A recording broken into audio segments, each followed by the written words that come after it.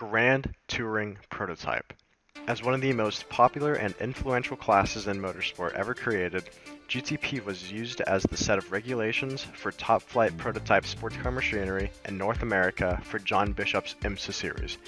It started in 1980 with the general rule set and then evolved in 1982 into an official class. And while it reached famed popularity in the late 1980s and early 1990s, it had a bit of an interesting start. We know the cars that race in that category fondly. Cars such as the Porsche 962, Jaguar XJR9, Toyota All-American Racers Eagle, and Nissan GTP ZX Turbo paved a permanent tread on our minds to remind us that this is the golden era of sports car racing.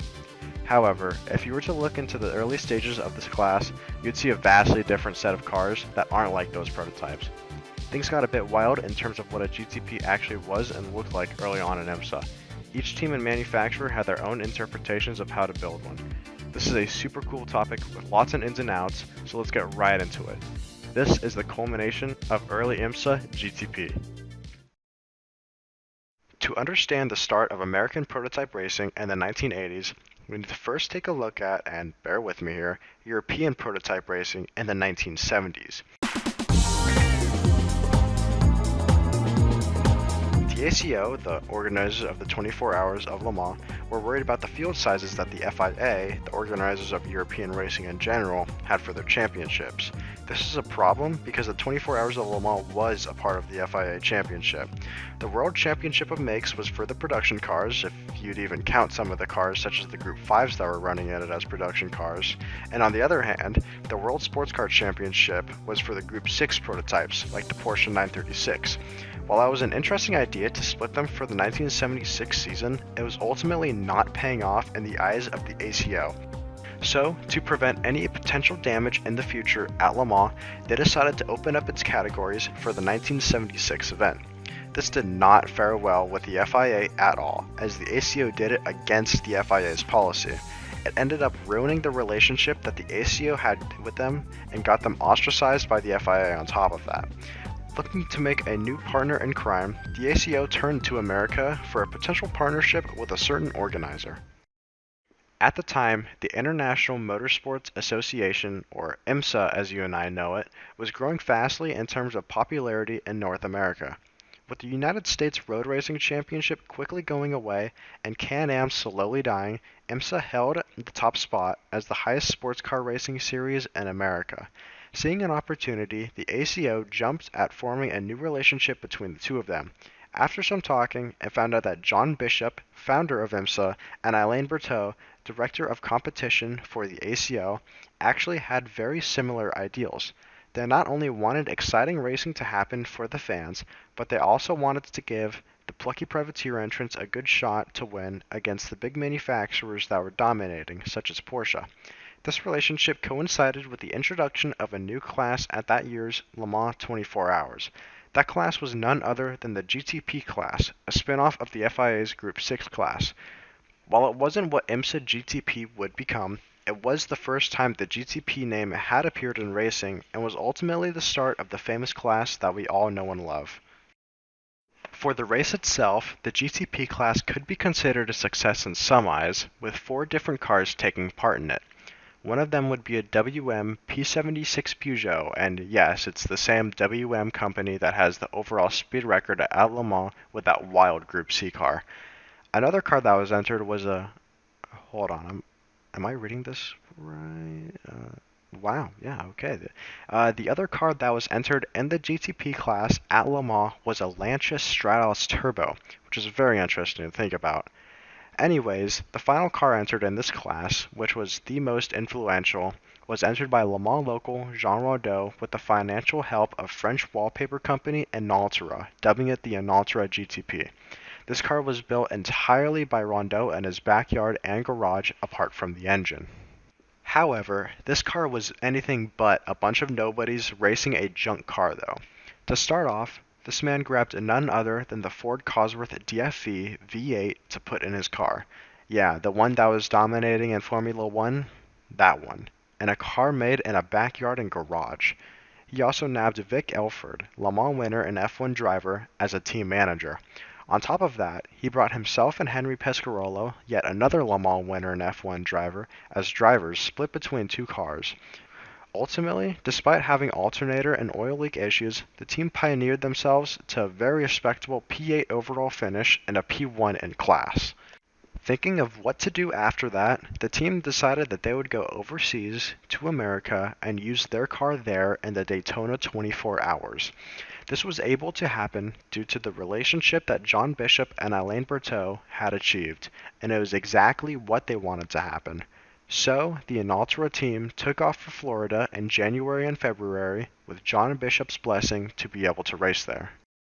They rolled up with two cars again, hoping to have another positive result like they did at Le Mans. The two cars battled through the race, but they ultimately had to retire, one due to an accident and the other to a suspension problem. While this wasn't exactly the result that they had planned to have, they beat out the only other car in their sports class, the Interscope Racing Porsche 911 RSR Turbo. But above all, John Bishop saw that car as the vision of what was needed to help bridge the gap from the plucky privateers to the big manufacturers. The fact that it was a homemade chassis, with freedom to choose whatever the engine they wanted, checked all the boxes that he had set up.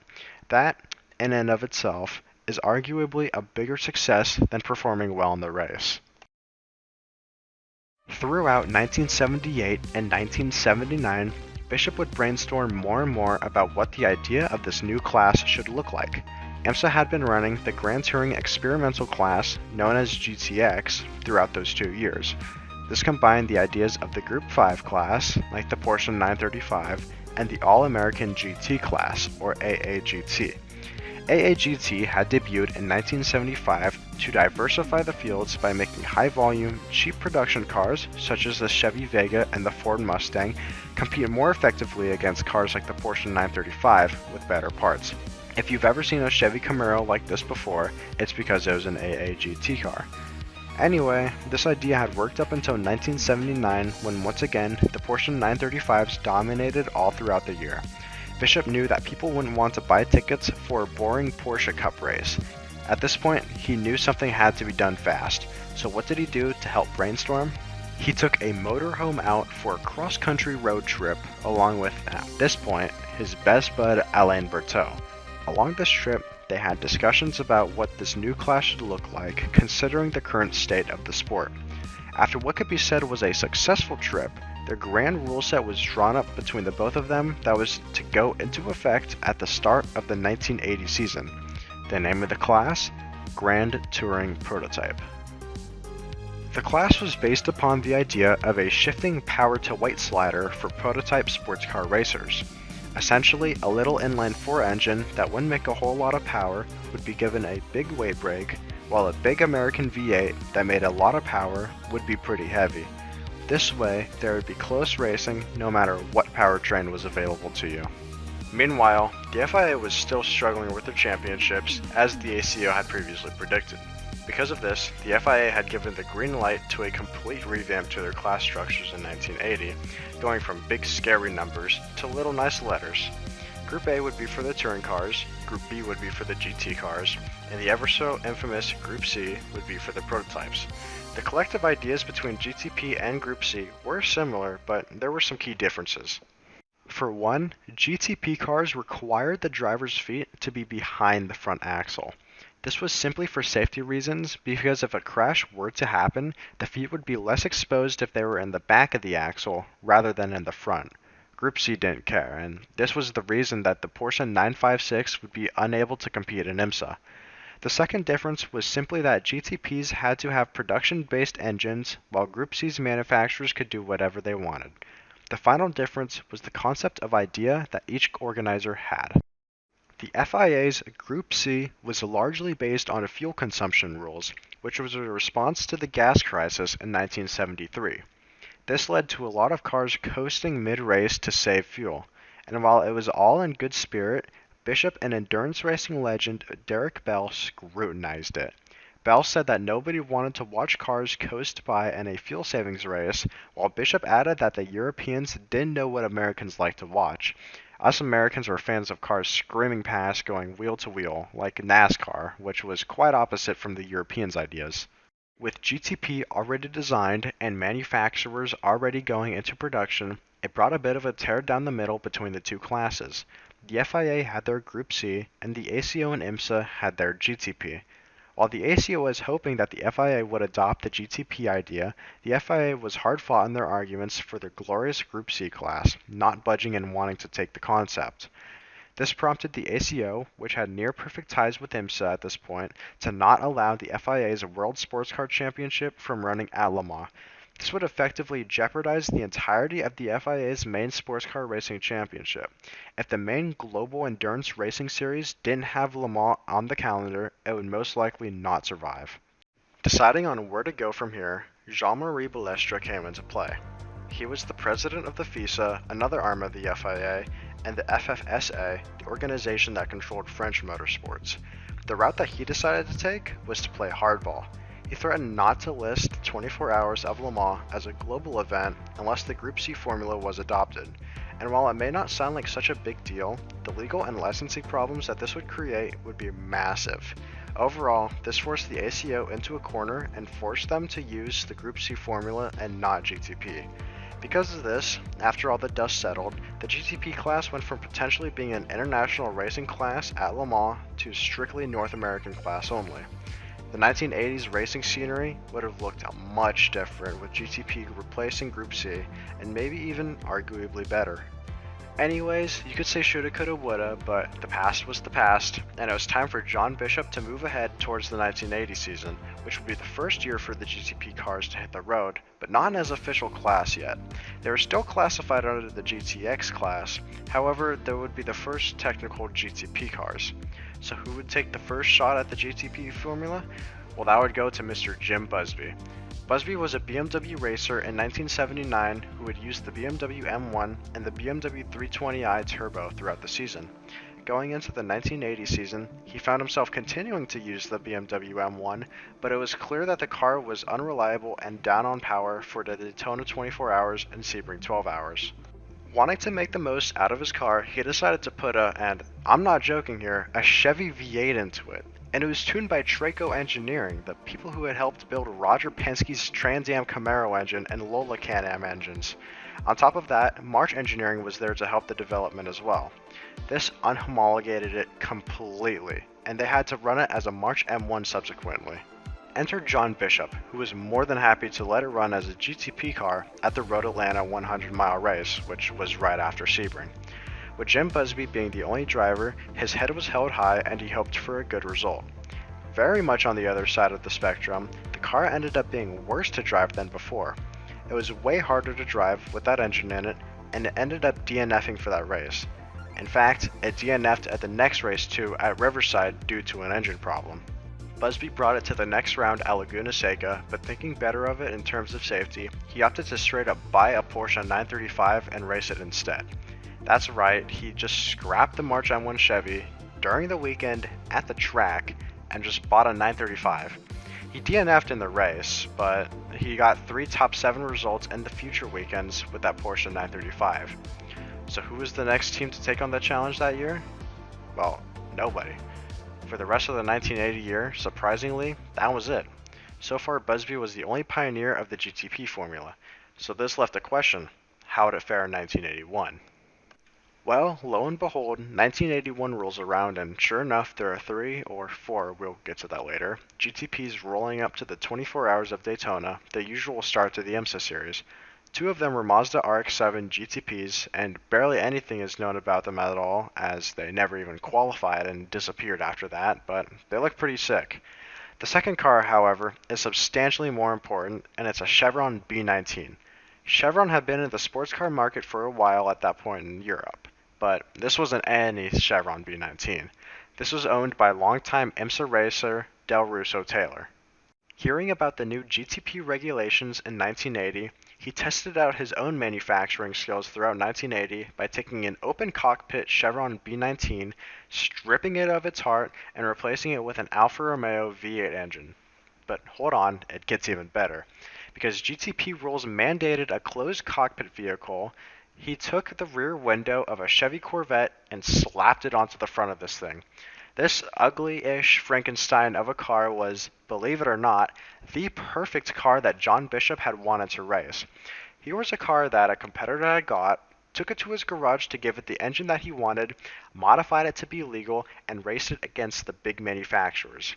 It reminds you of a certain Inaltra car, doesn't it? Anyways, to everyone's disappointment, and I'm sure yours, it actually didn't even race. It fell flat on its face by not even qualifying for the race. It was simply too slow.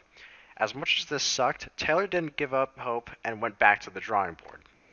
There was another, well, sort of GTP car at Daytona as well that was a bit controversial, and it took the form of a radical McLaren Ford Mustang.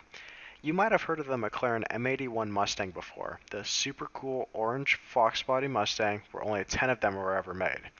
Think of that, but as a race car. McLaren Engines, from Michigan and not Britain, was a vehicle fabricator and engine developer.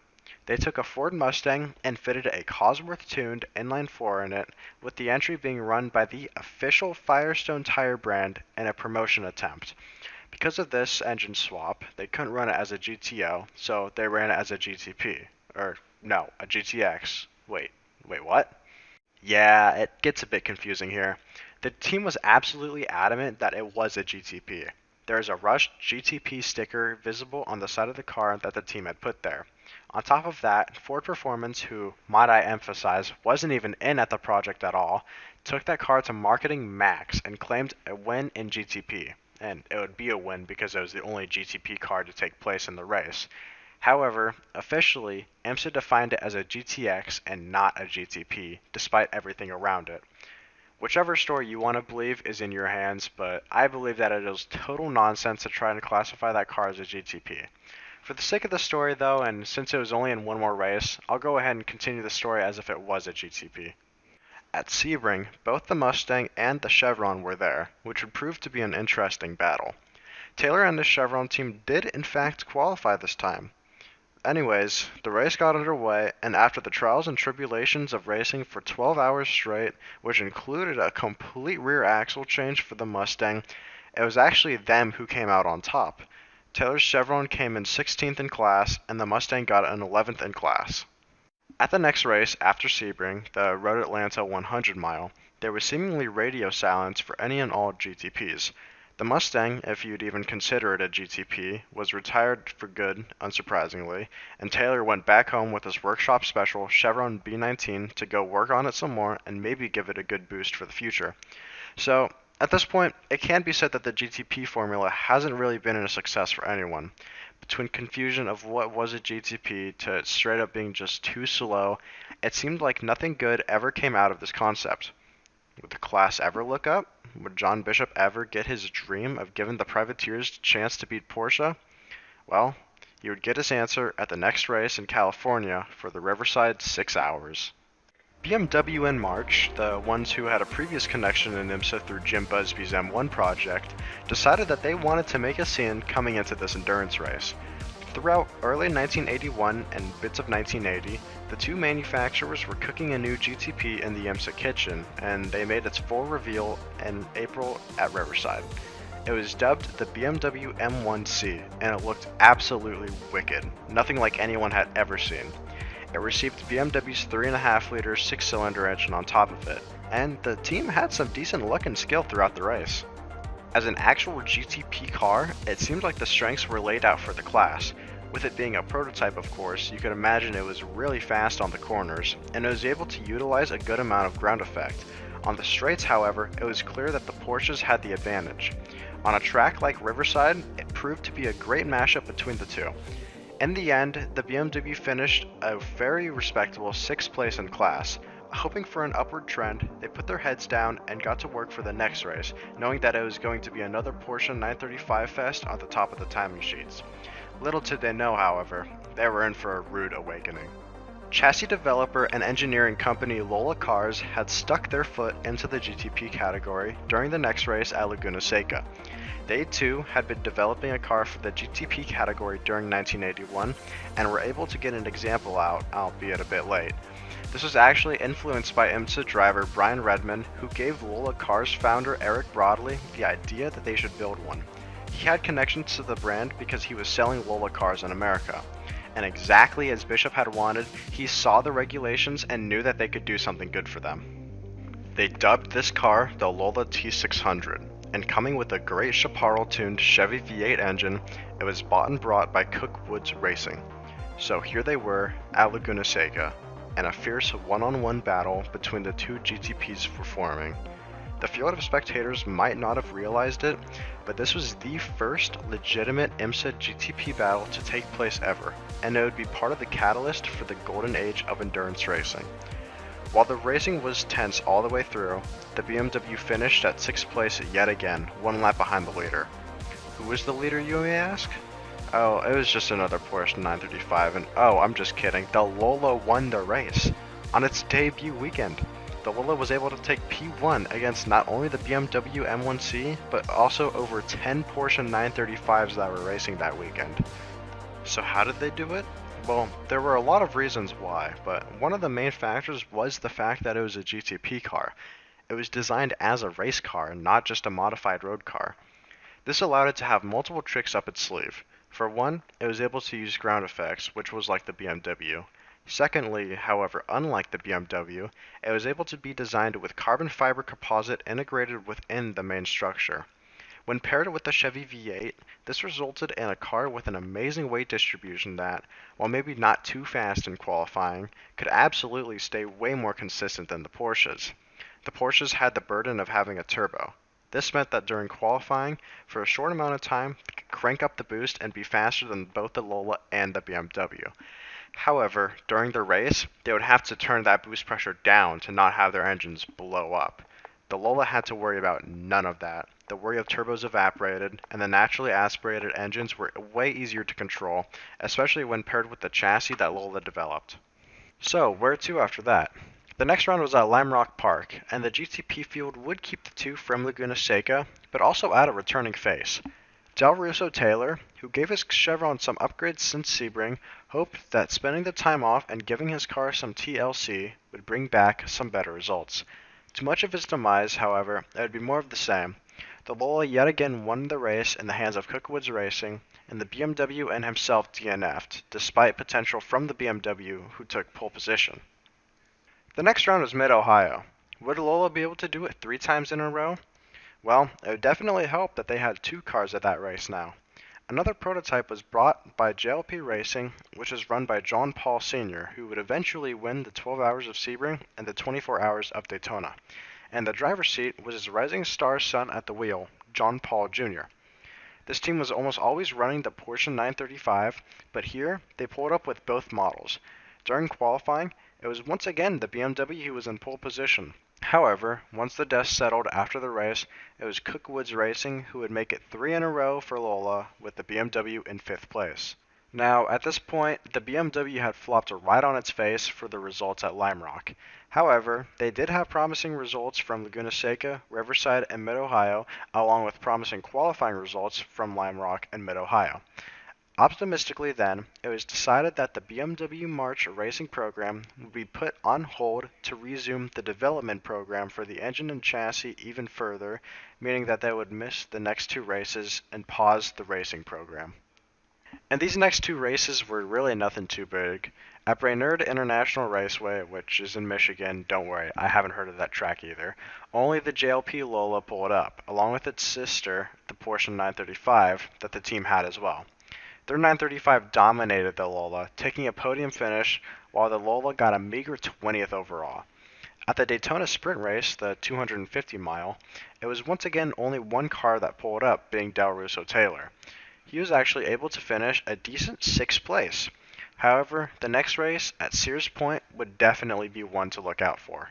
BMW and March had finished their revisions to their M1C. This new version would debut at Sears Point, though most of you know it as Sonoma Raceway, and it came bearing a new heart.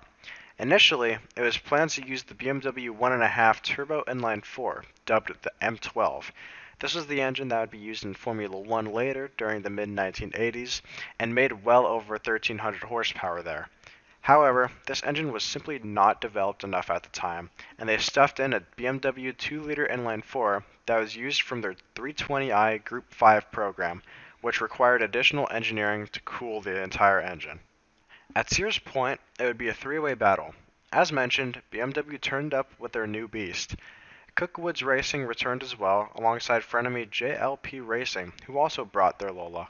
Interscope Racing, if you remember them from the start of this video, was present there as well, and they had bought themselves a shiny new Lola T600.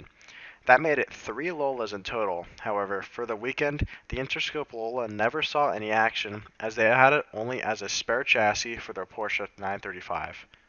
The race commenced, and it was found out that the BMW was pretty fast. The inline 4 really packed a punch with its turbo, but once again, would it have the reliability to make it? Well, at the end of the race, it would not.